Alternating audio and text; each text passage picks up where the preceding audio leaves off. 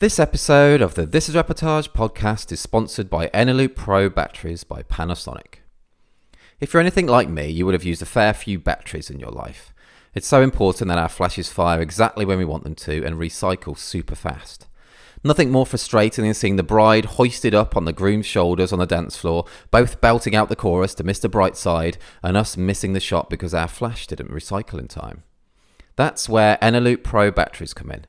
Panasonic's top-of-the-range rechargeables are the only batteries I use now and for quite a while. I'm not alone either. I know loads of my photographer friends and colleagues only use Eneloop Pros too. With their high capacity, they're perfect for my flashes, and the only reason I missed the shot now is down to my own ineptitude, not because the flash didn't fire.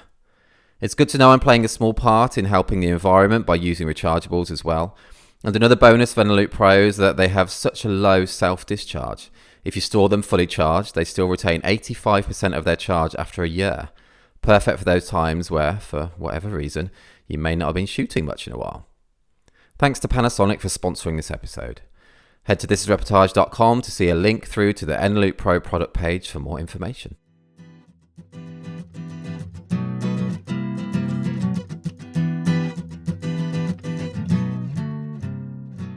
Hi and welcome to episode 74 of the This is Reportage podcast. My name is Alan Law. I'm the founder of This is Reportage and This is Reportage Family, and I'm a photographer too.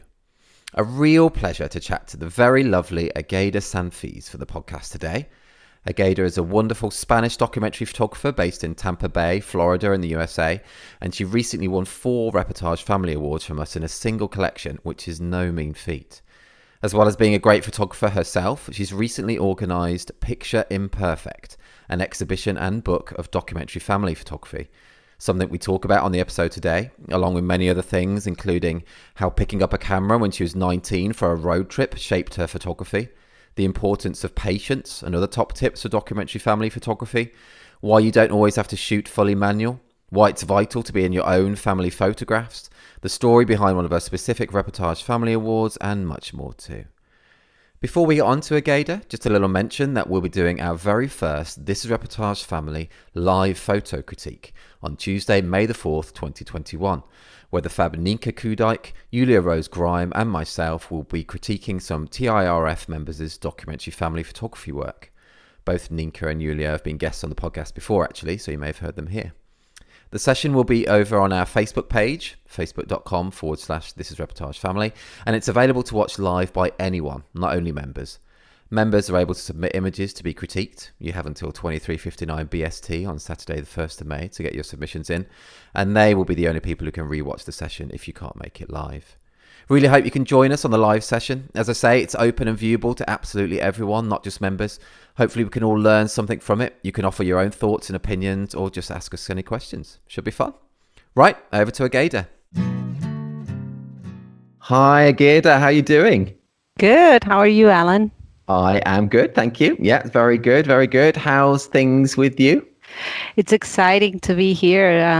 I haven't been a member of the Family Reportage for that long, but I've been really excited with everything that is happening and all the great information you're putting out there for us. It's just great. It's just thank you. very exciting. Thank you for being such an awesome part of it. And thanks for doing this today. It's lovely to hear your voice. I'm really looking forward to it. We were talking just before beginning, weren't we? And the whole putting a little Facebook picture or, profile picture to a voice is a strange thing. It's lovely to hear yours. Yeah. So where in the world are you? You're in America, aren't you, somewhere?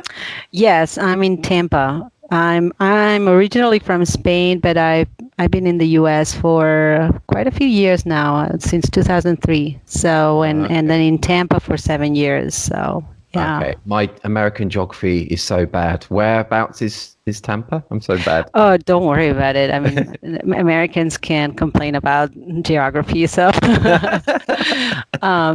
it's in Florida. It's in the west coast of Florida. So we have a bunch of. It's a popular destination for British for the winter months. So now that we Uh, are allowed to travel to the US again, maybe if you want to come anytime, I'll oh, be I'd happy love to that. host. Oh yeah, I'll take you up on that. Take you up on that. I'd love that. I say, if people have heard the podcast before, they've heard me say this, but I've been to America like 6 times, I think, but every time has been to Vegas. I've never been anywhere else. That's really bad, isn't it? I know that's bad. Yeah, like Vegas out of all the places. I mean, it's an interesting and generally an American thing to do. Going to Vegas is like Mm. Disney for adults. It is. Um, Have you been? but Have you been? oh yeah, yeah. Yeah. I haven't been in casinos for some reason. It's always been a technical stop to go somewhere else, to go to Okay. Death Valley or somewhere else. But and I don't really gamble or anything. But it's interesting to just drive around, see all the hotels, and it's like, yeah. I Uh, mean, yeah. So, I mean, I live in a very kind of sleepy place in England, a place in Cornwall, very southwest, and Vegas is like the opposite. I think that's what I like about it. It's like the opposite. It really is. No, but I'd love to go where you live. So, what's the weather like at the moment for you?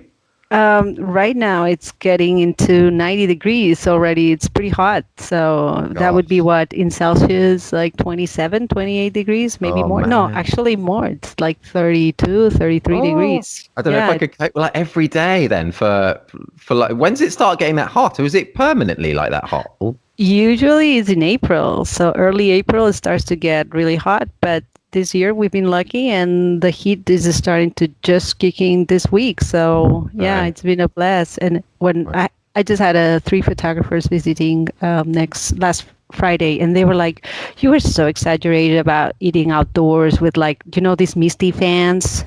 I Oh was like, yeah. "Oh, we totally need to go somewhere outdoors with misty fans because we're not going to be able to stand it." And then when they were like, "Oh, you're so exaggerated," and it's like, "Yeah, well, we've been very lucky with the weather, but yeah, it gets pretty hot here." Oh man, yeah. Oh, that's so different to here. And it's about 10 degrees Celsius today, and that is warm. That Oh, feels warm. no. With those photographers that were staying with you, I think is that probably linked to your picture Imperfect? Yes, Yeah. I had, I think Lisa Weiner, Stefana Farrell, and Kelly Haynes and Heather Witten. I think Lisa and Stefana are also members Oh of yeah. this Reportage Family, That's and yeah, cool. they're members of the exhibition as well. So it was great to, and I'm gonna be welcoming more photographers here in the next few weeks, which is really exciting Oh, that's really because cool. yeah, it's great to see an exhibition on your own, like coming to life. But then when you join other photographers and see their reactions and everything is really, really nice. It's really cool. Oh, I think it's Uh, amazing what you've done. And obviously, so I was going to ask you about it and congratulate you on it. You know, Picture Imperfect. So it's an exhibition and a book of documentary family photography that you organize. You know, it's a uh-huh. huge deal. I wish I could see the exhibition in person myself. That would be so cool. Yeah. So I was going to ask you, can you tell us more about it, a bit more about what it is and how it came about, really? It must have been a big deal. You must have been organizing it for quite a long time, I would have thought. Yeah, I mean, I have a background in arts administration. When I moved to the U.S., I started working as an arts administrator and organizing exhibitions, festivals, all these sorts of things. But Oh, that cool. was a very non-family friendly type of job to have. Right. So I kind of What kind of long hours and things, or? yeah, late hours, and I was like, Okay. if I have a kid, I mean, I'm never going to see my kids, so I kind of had to reinvent myself and pick up the camera more, which was my hobby, and try to make a living out of photography. And so, but that thing about putting points together, organizing things, like seeing a spaces and say, oh, this content would fit in this space. It's always in my head, right? Yeah. So Okay. Cool. yeah, when I went to Storytellers, do you remember the conference? I'm sure Ruina has talked about it Yeah, she in the talked about it on the podcast. episode. Yeah, was that sounded great. Sounded great. Yeah, that was amazing. And one of the things that I love is that one of the on one of the rooms, there was a few pictures display of some of the best photography in documentary family photography. And when I saw these pictures on the walls, I was like, how on earth this is not on a museum? Like, this is material for a museum. And we need to start having these conversations in art institutions and kind of find legitimize the genre in the art world more, have curators look at this work rather than just photo editors or other photographers, just really look into the art world, right? And because I collaborate with FUMOPA in the past, which is the local museum of photography, I pitched the idea and they liked it, and they were like, okay, you're going to have to help us navigate this world a little bit, like let me know more about these photographers, that photographers. And then the curators started the selection process, and we started reaching out to everybody, and it was a very collaborative endeavor, because I also brought in like my closest allies, my closest friends in the photography world, and say, okay, this is what I'm thinking to do, and everybody kind of chip in and help, and it was just a really, really great process.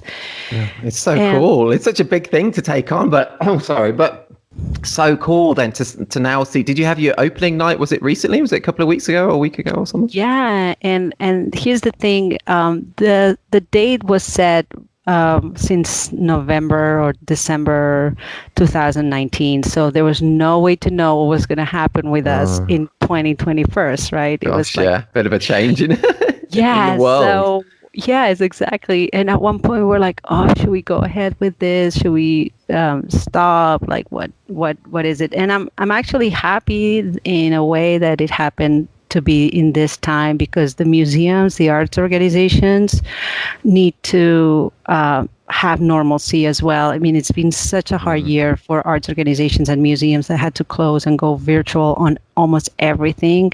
Yeah. And lucky for us, Florida is starting to open a little bit more. Okay. And this was the first opening they had at the museum since COVID. So that was kind of like a big deal, because even though attendance was limited and they had to kind of moderate a little bit who was going into the room and out of the room, it was so great to have things happening live at the museum. That was very uplifting, and it was my first time in an indoor museum since forever, since this whole thing happened. So that was really, it was like a starting point, or more than a starting point, it was like an inflection point of like, okay, from here we're going back to normal. Hopefully, a bit of hope. Yes, which is exactly. Physicality of that hope, which is awesome. Yeah. Man, I just can't imagine what it's like to organize something like that and then be standing there in that room with other people and other photographers and other members of the public looking at that work about something that's so special and so important that we obviously believe that is so important, and of course it really is. It must have been an amazing feeling, really. It must have been awesome.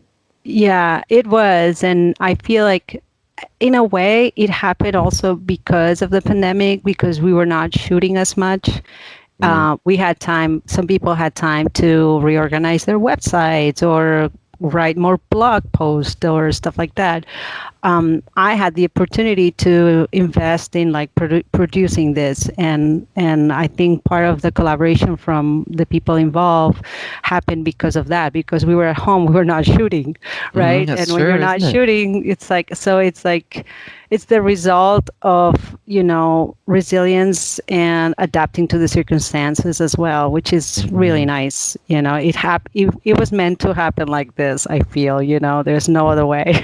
Yeah, that's true. That is true. And yeah, I agree. Similar things in my life. Some things have happened because of the pandemic, or some things have happened quicker because of the pandemic, So yeah, There are some good positives that come from it. A few, not that many, but a few.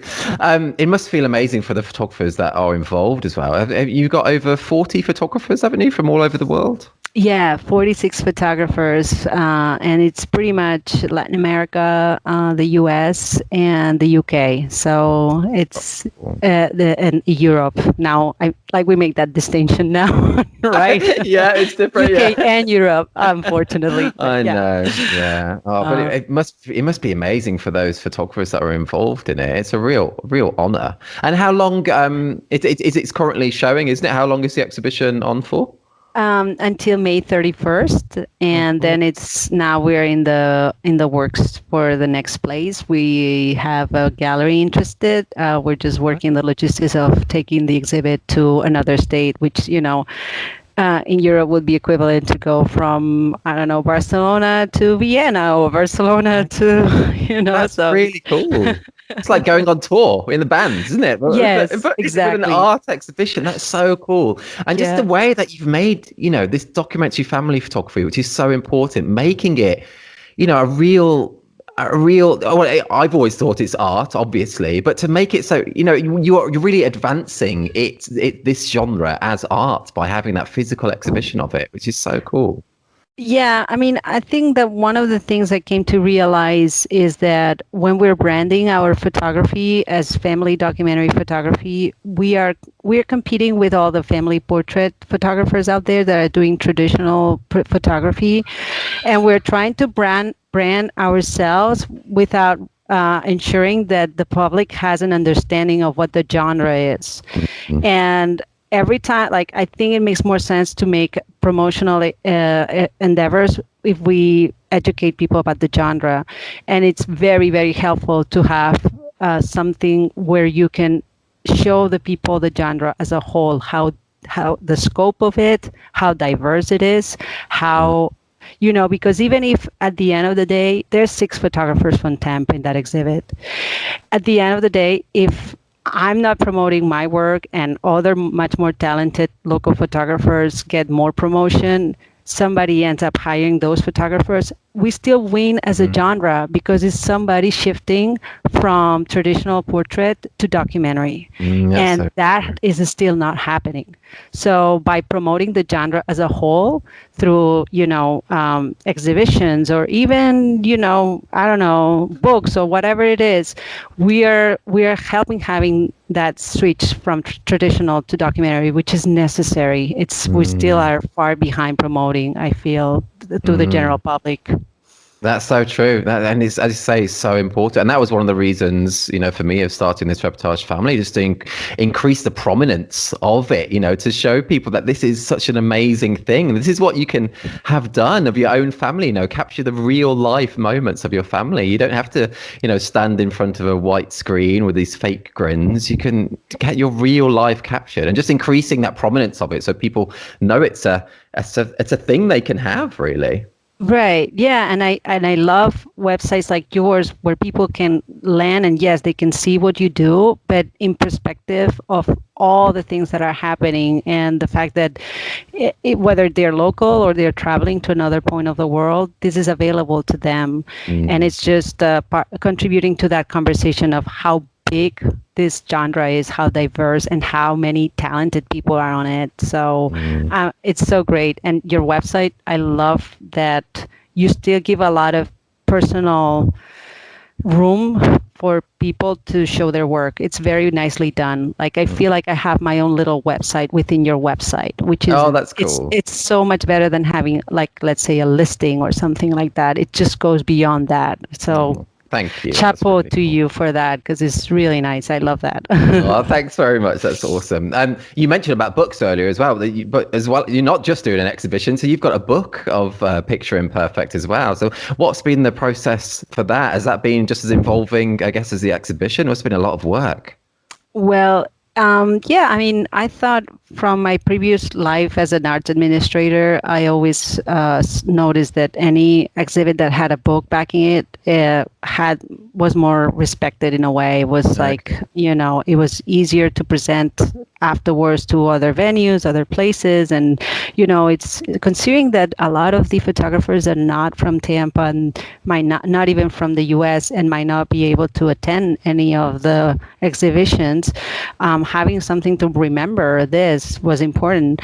And to be honest, I wouldn't have been able to do it if it wasn't because one of the participant photographers, Gabby Hunt, was involved in the process. She's into marketing. She produces flyers and books and things like that all the time, and she got totally on board. And as I said earlier, it was thanks to this energy of all the participant photographers contributing in some ways that things happen. And definitely it wouldn't have been possible without her. She was completely involved from minute one, volunteering to put it together. Oh, that's cool. And then, the curator was on board from minute one. She wrote the foreword, and it was really wonderful because it was putting the work in perspective with the art war, with like what it meant Sally Mann at that time and age when Sally Mann came afloat as an artist, and how that kind of historically has progressed into what we are doing right now, right? Mm-hmm. Which with the difference, there's many differences between what we do and what Sally Mann does, but at the same time, it was bringing family into the art world, in a way that we never saw it, and in a way we're doing the same way, the same thing. So writing about that in the foreword was really great, and then we had Katie Jett Walls, in speaking the preface too, and how the experience of becoming a documentary photographer happened in her life, which it's something we all feel identify with. Like all of a sudden you're in the photography school and you're like taking pictures and you have your wonderful portfolio, and then you're trying to fit where in that genre that you feel is your home, your language, and finding family photography. And I think we've all had that moment at one point. It's like, this is exactly what I want to do. And it's really beautiful to see it so nicely written in her words. So yeah. Oh, it's just so cool. Have you got the actual physical book now, or is it still in production, or have you got the physical book? Well, it's supposed to start shipping today, so the production ended, and so Gabby and I were like crazy looking through the window, like tracking that number, looking at the tracking number like 10 times a day. It's when is this coming? You must be so excited to see that. That is so cool. Yeah. And for all those photographers involved to get a copy of that as well. It's a big deal. And if anyone's listening now, if they would like to get a copy of the book, how do they, can they order one? Yes, you can go to my bio in Instagram, and there's a link with all the stuff that is happening with Picture Imperfect, the book. There's going to be a virtual showing of the exhibit on the 8th, and then there's a roundtable on the 28th that people can log in through Zoom.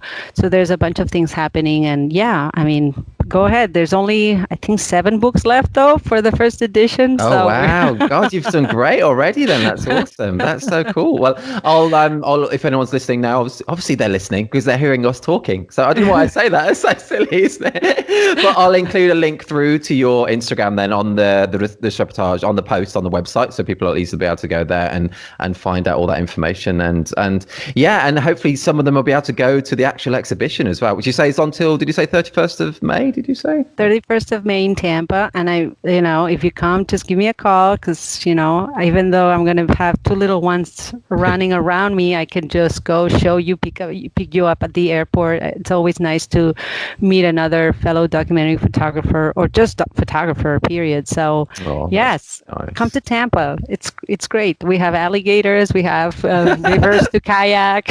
That sounds good. I've never seen an alligator in the flesh. Have you seen? Do you see them regularly then? I mean, not regularly. I'm in the urban area of Tampa, but definitely if you leave close to a little pond or something, you will see an alligator. I've seen snakes. Snakes it's a big deal. Like, you're walking out in your backyard, and there's the black raider, which is a very common snake in here. Oh, is it poisonous? Yeah, it's a little dangerous. The thing is, I always have to be careful with them, because the first time we saw a snake, she was how do you say in English, changing skin, right? Oh yeah. And laying eggs, and so she was very calm. She was just sitting there, and my kids were like, oh, she's so nice and quiet. It's not dangerous at all. Now every time they see a snake, they just want to walk in there and just hang out with the snake. And I'm like, no, you don't want to do that. Let's just leave No. it. Oh, that's funny. That's funny. Do alligators, did they ever go into like the kind of built up residential area at all? I guess not. No. No, I guess not. I mean, I Yeah, don't. I know nothing about that. I don't know how you. Yeah, I will have Kelly here, the photographer. She knows everything about alligators. But I've been here for 7 years and I haven't encountered so many of them. So I know That's they're good. completely blind, or Really? almost completely Oh, right. blind. Gosh. So you really have to piss them off a lot and be very close to them to really for them to do something to you. That's what I heard. Oh, So that's good advice. That's good. I didn't know that as well. That's good to know. I love it. People can get all sorts of tips on this podcast that they never would have thought. Oh no, that's so cool. Again, that's so cool. The whole exhibition, the book. I think it's amazing what you're doing there for our genre. I think it's really, really cool. So yeah, and if you're listening now, do head to thisreportage.com or this Reportage Family, and I'll include some more info about the exhibition and book, and a link through to your Instagram there where people can order the book as well. So yeah, very, very cool. Very cool. yeah. Okay, again, let's go back. Let's go back even further back into history. Let's talk about how you got into photography. And you said, and it's on your bio, I think, on this Reportage Family, that I picked up the camera when I was 19 years for the first time for my first road trip. It helped me break the ice with the people I met on the road. So yeah, can you tell us more about that? What kind of road trip was that? And was that when you were in Spain then, or before America? Yeah, I was in Spain and it was to go to Galicia to do this. I was doing the Santiago way, but without really doing it. You know, it was like, it just happened to be that I wanted to see the northern part of Spain. And there was this train that was super cheap, which was perfect for students. And it was stopping in every little town in the north of Spain. And Cool. so it was great. And it was kind of following the track of one of the Santiago ways, the pilgrim way that goes to Galicia. And so we met a lot of pilgrims, and it was just great because as a 19-year-old girl, you were always like a little bit concerned of like, you know, approaching strangers. It was the first time that I was like going backpacking for a long time without my family, and so But it they were was. nervous. But they're nervous of you going away. I mean, not really, because you know how parents were in the previous generations. Like, I feel like right now we're just worried about everything. But my parents were like, I mean, I grew up in that 80s where you would just walk out the door at 9 o'clock, come back home for lunch at 2, and then leave at 3 and come back at 10 o'clock at night. So Right, it was different kind of world. like the transition into, you know, it was the normal transition for a 19-year-old girl to Right, just okay. backpack and go. Like, I don't know, how was it for you? Like, Well, yeah, I guess I totally agree with you. It's so different now, isn't it? And I've got two little ones, and I just can't imagine them when they're being 19, me not being nervous if they decided to do, you know, like a trip around Europe or something. It would be, yeah. I guess it was different back then. We used to go out and just play for all hours until like it became dark, really. And then even yeah. just wouldn't do that now, I think. I don't know. Yeah, I mean, to me, it was more like breaking the ice of like going to a complete stranger and, you know, talk. But it usually will be like older people that hang out in like this little square. Have you been in Spain? I've been a few times. I went to Barcelona for my honeymoon, actually, randomly. Oh, nice. Yeah, it was awesome. I love it. And when I was at university, my parents sometimes had traveled down to the near Malaga and Torre del Mar and down there. And well, and I've been to Nerja. You know Nerja? Nerja, yeah, that's Yeah. super nice. One of the Oh, white towns. yes, and Camares, which is near there, I think, up in the villages. Anyway, sorry, you don't know every place in Spain, Right. but it's beautiful. Yes, Yeah. but sorry, go on. Yeah. No, I was just like, no, I'm wondering if you notice in the little towns, there's always, I'm sure in the UK always happens. You know, UK is one of the places I haven't been. I Oh, have to cool. go to the UK. I've only been in the airport, but anyway, back to the story. In small towns in Spain, I'm sure in the UK also happens that you have the like the older people sitting by benches of the main square, just looking, Uh, observing everything, and like chatting. Amazing. So in Spain, it always happens. You go to a small town, there's the older people sitting there hanging out in the main square. So that's where we would go to get the best tips of where to go to eat or what to do, Ah, or and so here we were, 19-year-old girls going to talk to the older people, and and it would be like a way to break the ice, to have the camera and just take pictures of people and what they said, and not, well, you can take pictures of what they say, meaning that as they're talking to you, take pictures of them and you make them feel comfortable, and then you shoot, and you know yeah. yeah, and Had you, so had you been taking lots of photos before then? Was that literally when you started with a camera, or yeah, yeah? I got, it's when I was able to save money for my first DSLR. Uh, So yeah, that's really the first time I took the camera and just start shooting. And it's so lovely to go back to those images right now, because some of them are hanging from my walls, by the way, in my oh, bedroom. that's cool. Yeah, because it was the first time when you were starting to see things and you wanted to see things differently. So, things, you'll start playing with motion, or you will start playing with patterns, you will start playing with, lights and different light conditions and shadows and all of that. And it's so beautiful to see how you start that process with the excitement of taking the camera for the first time and noticing things without really studying yet, just Right. just out of a very organic, you know, how would you say, organic, intuitive thing, Yeah, yeah. so it was really special. And I love looking at those pictures sometimes, because if I had like my self-critic eye, like looking into those, I would just destroy them. But no, I don't want to do that. I want to remember how great it was to shoot for the sake of shooting, and just Yeah. looking at things without really thinking too much about them, right? Because now when we shoot families and we have these responsibilities of like taking awesome pictures, I feel sometimes we overthink a lot, and I have a hard time. I don't know if it happens to you, but I have a hard time sometimes to just let go and just shoot for the sake of, I think that's so true. That is so true. And yeah, I mean, and that's the same for me as well. I don't know how it is with you between shoots, but I don't pick up the camera too much, and I really should. I need to pick it up more and just shoot just for the love of shooting. I don't do Yeah. that enough. Do you manage to do that quite often? Well, now I have to say that when I see an interesting light, an interesting thing happening, I'll be. The camera is always with me. That's Oh, for that's cool. sure. But especially with my kids, if my kids are around, because I also know they're young, and they give you a lot of opportunities to shoot really cool stuff. So I try to be more disciplined. I've been using more the intervalometer to be more present in the pictures, because this year we've been homeschooling, which was very interesting and intense. And Yeah, so have you I enjoyed that? How old are your kids?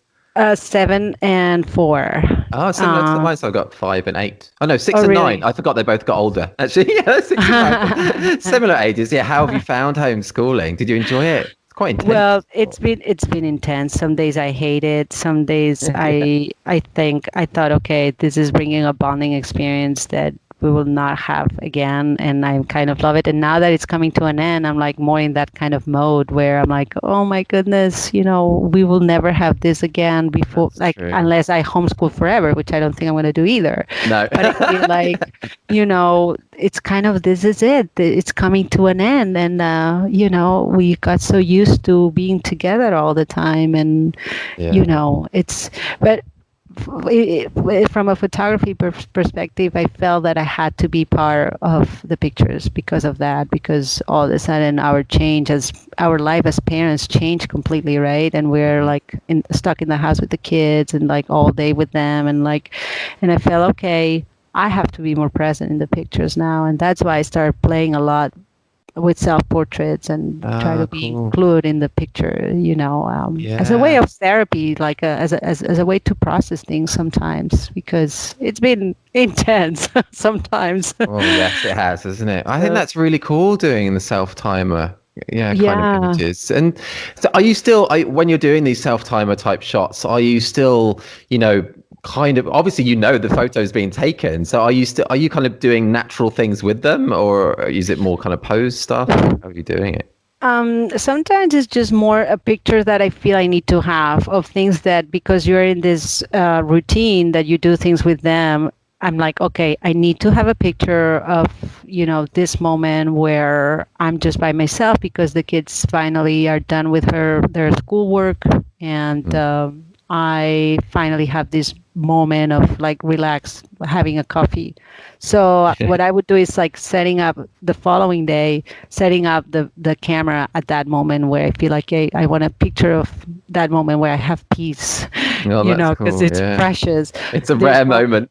Yeah. Right. Or there's a moment where I know my kid is going to climb on top of me as I'm trying to work in the computer and from the back of my chair try to jump into the bed, which is right behind the desk. And so that day, I prepare the camera where I want it. And when that happens, I'm ready because I know like he's going to do it eventually. That's That's cool. something that he does.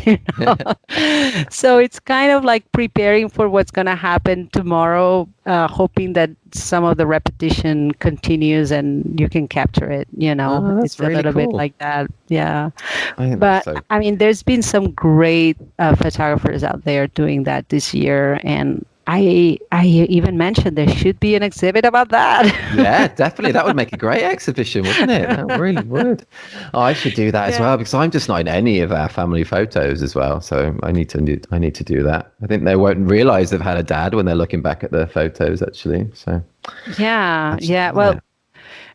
yeah, also because I mean, nobody could. We usually work with Kelly. The same person has been photographing our family for the past 4 years, so we always have a photographer coming and doing day in the life for us. I And think that's that's so cool. And I was going to ask you about that actually because I think it's another quote on your TIRF profile, and it probably is from Kelly shooting your family. I think with the quote you say, "I will never forget my daughter's reaction and the way she told me I love you, Mom, when she saw a collection of photographs taken by a documentary photographer of our daily life when she was a toddler and her brother was not born yet." Was that from Yeah, Kelly's? that was from Yeah. Kelly, and it's amazing to see the pictures throughout the year because like you will show your kids something they haven't seen before, like they don't remember, and you're like, I'm so happy that we document this because, I mean, that particular example, my daughter was at the moment that she was feeling a little bit regretful that we had a little sibling because like the attention was for the baby and not for her anymore, and Mm. then like she was like, you don't love me, whatever, they go into that like when Yeah. the baby first come. And yeah, sometimes we spend the change is drastic in some cases, and for her to see that and say, okay, we had that moment together, and of course I love you. We'll go back to that, but now I have to be with the baby. Mhm. It was really comforting for her. She loved those pictures, and this year, like I take pictures of the school, and she's not gonna have those this year because there wasn't any school. But Mm. looking at those pictures of like even the first kindergarten photo session, I did a day in the life in her kindergarten, Oh, cool. and she looked at those pictures and she's like, I don't remember anybody from these pictures, any of these friends. I don't know who they are, but I think like I was having a great time, Mom. And I'm like, yes, you were. So I'm glad you have these pictures. Yeah, that's awesome to be able to show her that kind of thing. And to Yeah. have just those year on year like just yeah, just long sessions of you as a family. It's just I need to do it. I'm just thinking of it now. I just need to do it. And my wife would love it. I just don't know why we haven't done. It's been difficult for the last 18 months to have it done really, isn't it? So Yeah, that's why I went into self-portrait because I couldn't really have anybody coming in and take pictures of mm, us in our house. And I was like, okay, until this goes, I'm just gonna put the intervalometer and just shoot what I can while having both of us present, my husband and I, in the pictures, not only the kids all the time. So mm, it was a way to experiment with something new because I'm not the kind of person that will do a selfie of myself and post it online, or like I don't do selfies. I don't like I don't share a lot of pictures of me, and so it was kind of pushing a little bit. And I was very inspired with some photographers like Angela Douglas Ramsey and what she did during the pandemic with self-portraits and self-portraits. And so I was like, you know what? Let me just give it a try. Let me just, put myself in front of the camera. Why not? It's very cool. I think it's great. And your kids will love that when they're older and they'll see you in the photos rather than just them all the time as well. So I think that's very cool. Yeah. Something again that you mentioned, which resonated with me. Well, lots of things you've mentioned, but I think it will resonate with a lot of listeners as well. I'm sure is that you shoot in aperture priority most of the time, and that you were embarrassed to even mention it for the longest time until you realized that you weren't the only one. And I totally understand that because I've always shot in aperture priority. But it's funny, isn't it? It's like it's ingrained in us that we can only be a proper photographer if we shoot fully manual. But that's not, it's not the case at all, is it? Just do whatever works best for you, whether that's manual or aperture priority. It doesn't matter. So I just thought, I've always shot in aperture priority, and it's we're still photographers. We're still photographers. Right. I mean, there are certain scenarios where you will have to go manual, but it doesn't mean that manual is the way to go all the time at all times. And for me, it's actually, aperture priority is my way to go. And then there's certain situations when the lighting condition or where you're working specific contrast, hard contrast between shadows and lights and all, a specific situation you might need manual. But I mean, if I'm shooting a situation where my light is pretty much the same and, I just have to make sure that my pictures are not blurry because of motion, unless I'm purposely looking for that. Why go in manual? I'm just going to go aperture priority, and I'm just going to focus more on the composition and not so much in the fiddling with some people are really good at it, but like I compare it to driving a car in manual. I would be totally dysfunctional and I would just have an accident in like no time if I'm driving manual.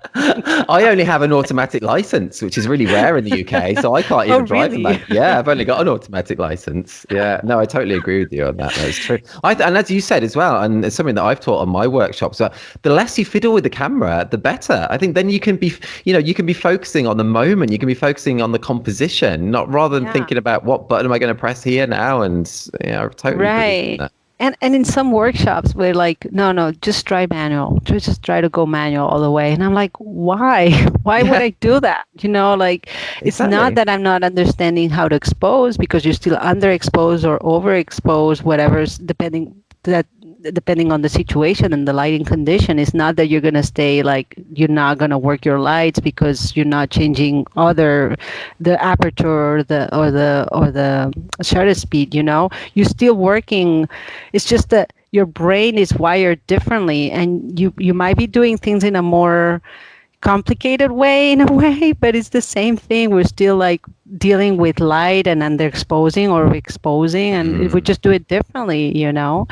So totally and I mean, one of the things I loved doing was street photography in New York when I lived in New York, and how hard it's like to me, people that can go manual in a street photography, I mean, chapeau for you. I mean, honestly, it's just so hard. There's so many things you have to think, and everything happens so quickly, and there's no sense of predictability whatsoever with the street photography, I feel, in a way. And so to shoot manual, it's great if you can do it, but I can't. Yeah, I totally agree with you. It's hats off if you can do it and you're just as quick, do it, and just as effective doing fully manual. But if you're quicker and it's more effective being aperture priority, then there is no shaming doing it, everyone. There really is no shame. And I just fully believe as well in making the most of these new cameras that, have these technological advancements. Let them, use that technology to your benefit. And then you could just focus, as I said before, on what is going on in front of you and capturing those moments and the compositions. I just fully believe in that. And so I use auto ISO, all the time on my Sony A9s with the minimum shutter speed, aperture priority. It works really well for me. Really, really does. Yeah. Because we were talking before about weddings too. It's like wedding is also a fast-paced, high expectation kind of shooting environment where sometimes you're not gonna, if you messed up with your shutter speed and you get that image blurry, that's it. It's the kiss. You miss that, you miss. And so I was like, I think I'm okay with aperture priority for a wedding too, because definitely. I mean, obviously in certain situations, not all the time, but yeah. So I did miss the first kiss once. I missed the first kiss once, and that's bad, isn't it? Oh, but the camera just didn't focus. I'm blaming it on the camera. It didn't focus, and it was one of those when they did it really, really quickly. They just did a really little peck, and I missed it, and that threw me for the rest of the day, actually. So that was it's just, but I mean, wedding photography. That's why I call it. It's like the Marines of photography, of family photography. You know how, like, because the level of expectation when you're shooting a wedding is so much, because everybody knows what shoots to expect in certain situations, and you can't miss. It's like, so you have to be on top of everything, unless, I mean, at the reception you can relax a little bit more and, like, be more playful and enter your vision. But I feel like, especially at the beginning when you're starting wedding photography, there's so much pressure to get those moments right, because everybody knows what moments are and you have to get them right and perfect. And it's just a way to keep your skills very sharp. And I feel like I don't love shooting wedding photography, but I think it's very helpful to stay on top of to keep your skills really fresh and sharp, I feel. That makes sense. Yeah, totally. Yeah. And the last full wedding I shot with a dance floor as well was January 2020. So it's I'm just going to be, I don't think I'm going to remember how to take photos at weddings. I hope it does come back to me. I hope it comes back. But mad. Again, before you go, I want to ask you about one of your specific Reportage Family Awards that I really love. I think it was from the most recent collection. It's the one of a girl, and she's on the right side of the frame. She's looking out towards, there's a kind of a white wall there, and on the left is what looks like a kind of orange ball in mid-flight. Yeah. Do you know what I mean? Yeah, and we don't know, I don't know, looking at the image, if the ball's going towards her or away, or really what's happening. And I love that we're not really sure what's happening. It's kind of abstract. Can you tell us more about that shot? Yeah. So it's this little girl. She's my second cousin, and we were just spending the weekend together in Galicia, in the northern part of Spain. And I love how she was completely, like, she could be in her own little world, like, at times where, like, we were literally, like, a lot of people in there. We're loud and we're like, but she will have these moments of, like, being on her own, doing her own thing and completely unaware of what's happening. And that's exactly that's why I wanted to portray her, like, like, if I have to show how this kid is, I have to do something like that, like showing how unaware she's of her environment. And her father was trying to play ball with her and, like, keep calling her name, but she was just staring at something. I think it was on the wall or on the pebbles, or I don't know, but she was totally not paying attention to the ball at all. So I was like, this is my shot. This is where I'm going to capture her, because like, her father was like, yeah, come on, let's play ball here. And he kept throwing the ball and she was just not aware at all. She was just like, I love that, because you're capturing, an essence of her personality in that shot.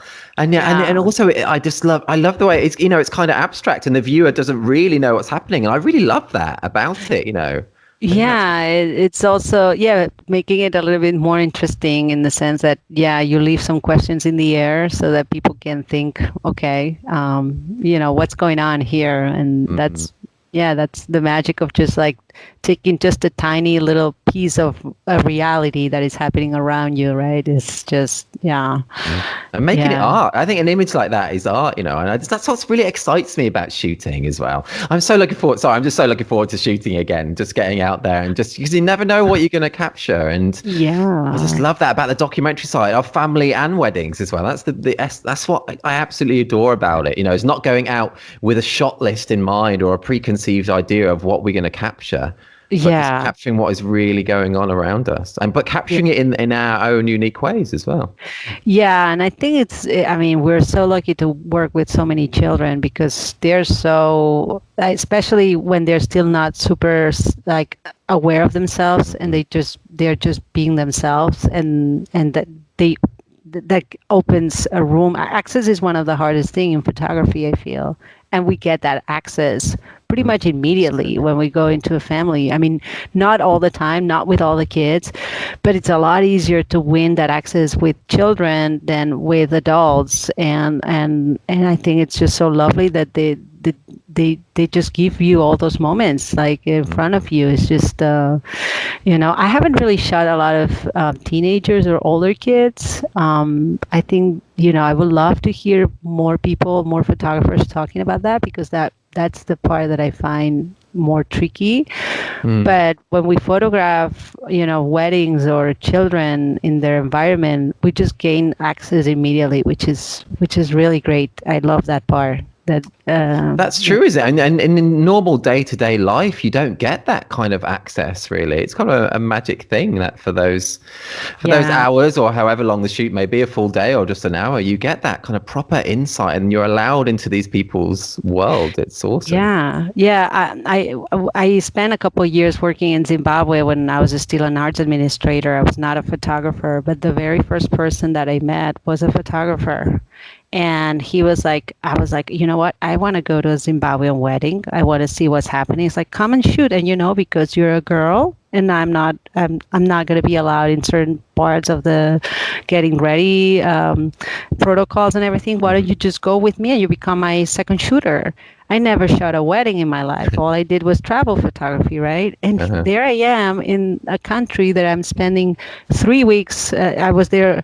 It was my third week there, and I'm shooting a wedding. And there's all these women changing, using a razor to sharpen their eyebrows in front of me. And there I am with the camera, and I'm like, oh, thank God, I'm having all this access, because I don't think I would have access in any other way if it wasn't because I have my camera, right? That's so true. And that was wonderful. Like, it was just great. And that's because it was a wedding. And it's like, oh, here it is, a completely stranger, but she's coming with a photographer. Like, she doesn't speak a word of Shona, but it doesn't matter. Like, just come in and just join us. And it's just so great. That kind of access is wonderful, right? That must have been an awesome experience shooting that. That must have been really cool. It was really a lot of fun, even though I didn't understand a word of what was happening because they were not speaking much English. But it was just great. And I wish I would have known more. My wedding photography skills would have been better by then. But then again, it was like you're not overanalyzing or self-criticizing yourself so much because you're just starting. And it's like, okay, I'm just going to do this. I don't care what's the outcome of this. I'm just going to do it, and let's hope for the best, right? And that's a great attitude to have, though, isn't it? It's good. I wish we could always have that kind of attitude. I think you're right. As we get older, you do start just being more, I don't know, self-critical or self-analytical. Yeah, I know what you mean. Yeah, I mean, it's self-criticism, and like it's necessary to improve your work. I think I wish sometimes there was a balance between the two. I think it's hard for us to find the right balance between be like, okay, trust yourself and just do it, and just like, jump in the pool without knowing if there's water or not. Sometimes have that kind of attitude and balance it with that self-criticism of like, okay, you should do this better, or like you should really look at this and improve your skill here and there, or whatever it is. But true. It's been so interesting talking to you. It's been so fun. Thank you for talking to me. I think we've got time for one more question, if that's okay with you. Got time for one Absolutely. More? Yeah, it's so great to talk to you, Alan. Thank you for making it so fun and comfortable. Oh no, thank you as well. It's just it's felt so easy, and we've never spoken before. It's just felt like I've spoken to you millions of times before. It's lovely. It's really nice. Can I tell you, one of my main concerns about this interview is that I was going to end up talking with British accent, because I do that a lot. I travel to a country and all of a sudden I'm picking up the accent from that country, and I feel so ridiculous afterwards. I'm like, why am I doing that? Thank God I discovered I'm not the only one. Some people do that too. But that's funny. I think that's a cool kind of a people skill, though, in a way. It's kind of like empathy in a way, that you're starting to talk like them, and I think it's a really good skill to have, really. do. Yeah, I mean, yeah, even though people are like, why are you speaking with Cuban accent if you're from Spain? It's like, But I think like subconsciously, it's part of you. You know, it's making you. I mean, you are making them feel comfortable. I think it is a kind of like people skill that you probably do subconsciously. I think so. yeah, my desire of like blending in so much that my unconscious just does it, I don't even notice. It's like, it's always somebody else telling me, it's like, you're speaking with that accent now. That's funny. I do think it's a positive thing, but yeah, you're not sounding British. Don't worry, you're not sounding Okay, British. good. Okay, let's end on quite a big question. Okay, let's end on a big question. What would be your top tips to help someone become better at the documentary side of family photography? You know, how does someone become a better documentary family photographer? I know we haven't got ages, so just any thoughts? Top 10. Oh no, not top 10, just top tips. Oh. Anything, 1, 2, or 3. I was going to say top 10. Oof. That was a big ass top 10. I think, like, first of all, it's the empathy. Try to walk on everybody's shoes, no matter like what age they are, because that's going to help you find the right distance and the right moments to get close or get far, especially because you're in these people, the people that are in front of you are being vulnerable. I mean, they're showing you their life the way it is. And so, empathy, and it's a huge thing. It is, isn't it? It's massive. And especially when you're dealing with little people like kids, I'm trying to understand where they're coming from or why they're doing certain things. They might not even know themselves, but try to walk into their shoes of how they're processing everything. It's just really important, because that way you will understand when to get close, when to get far. I think that's really important. Then being patient, because one of the things you have is that compared to wedding photography, there's no that level of expectations of you need to get this shot at this time in that particular moment, and it has to kind of look like that. That doesn't exist in family photography. And so, give yourself some time to work on a picture. The minute you save, the minute a moment is happening in front of you, you take a picture that is like kind of the safe picture, and then try to work it out to make a more interesting picture. That sometimes can be difficult when really nothing is happening. But Tyler gave me a great advice one time, is when the moment ranking goes down, then your composition ranking goes up, the points, like he has so even when nothing is happening, you can always count on the composition or even the light to kind of create an interesting moment out of nothing. You just have to be really patient and work it out and think a little bit outside of the box for that, which is hard. Something else. It's great. It's great bits of advice. I love this. Yeah. Yeah.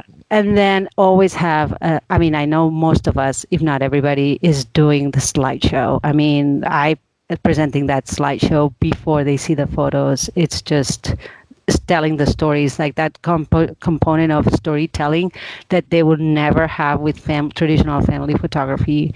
And we have to exploit that to the maximum.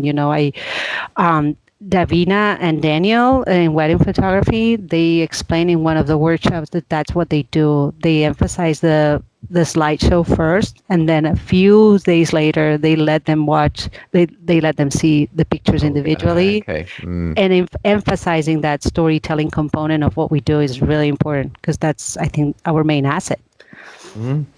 Awesome. Those are some great tips there. That's great advice. I saw Davina and Daniel at a conference years ago in London, actually. They were great. They were really cool. Yeah. They are masters on slideshows. Their slideshows are always great. So yeah. I don't do slideshows as well. I don't do them. I should do them, shouldn't I? I really should. I must be the only photographer who doesn't do slideshows. I think I should do. I understand. It's crazy, because out of my personal experience, what we do the most in this house, we have photos, we have photo albums, and we do slideshows. And the the product we consume the most is the slideshow, because sometimes because we're not at home and we just want to see something, and I have all my slideshows so that we could just see them anywhere, or when you try to explain a story to someone. And then the photo albums. So photo albums would be the number two, but just going through random photos, it's something we never do in my house. So that's why I think slideshows, I don't know. I have a thing for slideshows. Oh, I can totally understand how powerful they are and how emotive they are. Yeah, I should start exploring it. I'm very late to the slideshow party, but I should get involved. I would like to hear all the photographers listening to this and see if they can tell me how many times they play a slideshow of a day in the life and a member of the family didn't cry. Like, there's always somebody who cries at one point. It's just always. Oh yeah, I bet. Águeda, thank you so much for all of that. Thank you for so many interesting stories, so many great advice and tips, and thank you for your openness. And it's just been so lovely talking to you. It's been so great, Alan, and thank you so much for having me. And thanks for coming on, and congratulations again so much on Picture Imperfect. It's an amazing accomplishment, that is, and I know that everybody who's been involved must be absolutely thrilled to be involved. And what you're doing for the genre, for our genre, is so important. So yeah, it's awesome. Thank you. I'm hopefully we can. There's 6 British photographers in the show, so fingers crossed. Hopefully, we take it to the UK at one point. Oh, that would be so cool. Oh, let me know. Definitely, that would be so cool. And as I say, anyone listening now, do head to thisreportagefamily.com or thisreportage.com, and I'll include more details about that in the podcast post, and a link through to Águeda's Instagram as well. So yeah, hopefully you can go along to the exhibition in person or get the book, or both. And yeah, also, it's been just so great talking to you. Hopefully I'll get to meet you in the flesh one day. Pleased to meet you, and yes, let's do it. Let's get together at one point in our lives.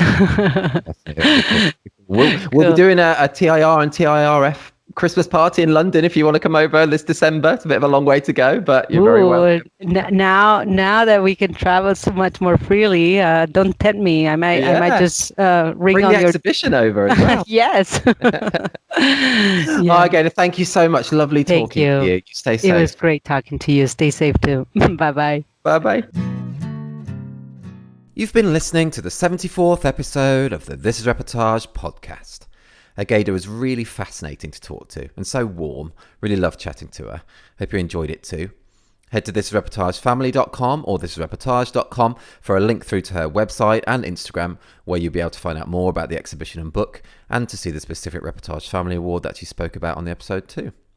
We have lots more episodes of the podcast available, where we speak to wedding and family photographers from all over the world, delve into our back catalogue to hear from the likes of Rowena Meadows, Frank Boutonnet, The Framers, Ross Harvey, Lisa Hu Chen, Els Corsten, Katrin Kuhlenberg, Tyler Worken, Chelsea Canard, David Scholes, and many more too.